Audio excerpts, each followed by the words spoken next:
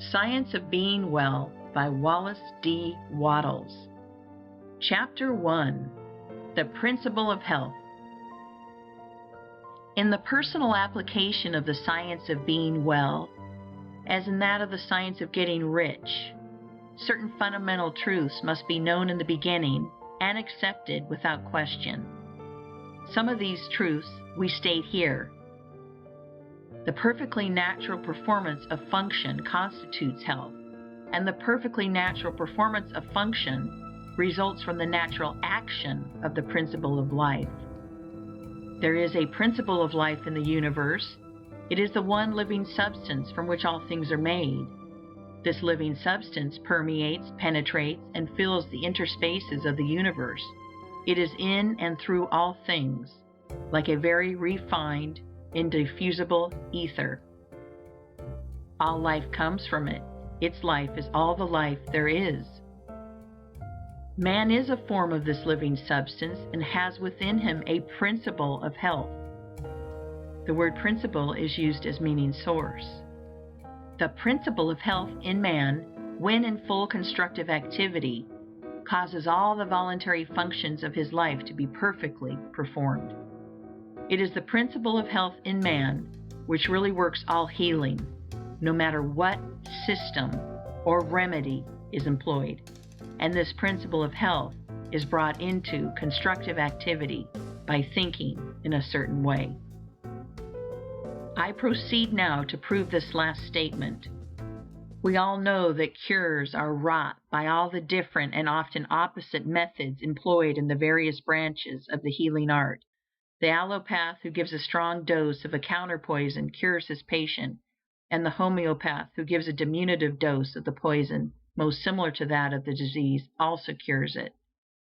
If allopathy ever cured any given disease, it is certain that homeopathy never cured that disease, and if homeopathy ever cured an ailment, allopathy could not possibly cure that ailment.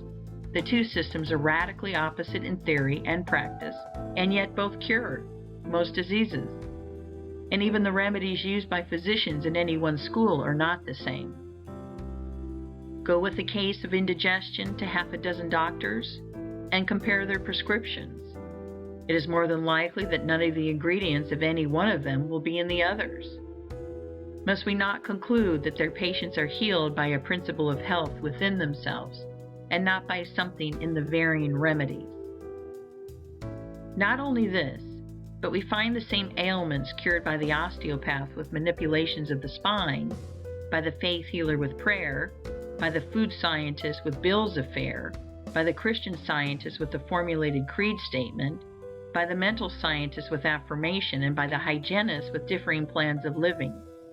What conclusion can we come to in the face of all these facts but that there is a principle of health which is the same in all people and which really accomplishes all the cures, and that there is something in all the systems which under favorable conditions arouses the principle of health to action? That is, medicines, manipulations, prayers, bills of fare, affirmations, and hygienic practices cure whenever they cause the principle of health to become active, and fail whenever they do not cause it to become active. Does not all this indicate that the results depend upon the way the patient thinks about the remedy, rather than upon the ingredients in the prescription? There is an old story which furnishes so good an illustration on this point that I will give it here. It is said that in the Middle Ages, the bones of a saint kept in one of the monasteries were working miracles of healing. On certain days, a great crowd of the afflicted gathered to touch the relics, and all who did so were healed. On the eve of one of those occasions, some sacrilegious rascal gained access to the case in which the wonder-working relics were kept, and stole the bones. And in the morning, with the usual crowd of sufferers waiting at the gates, the fathers found themselves shorn of the source of the miracle-working power. They resolved to keep the matter quiet, hoping that by doing so they might find the thief and recover their treasures.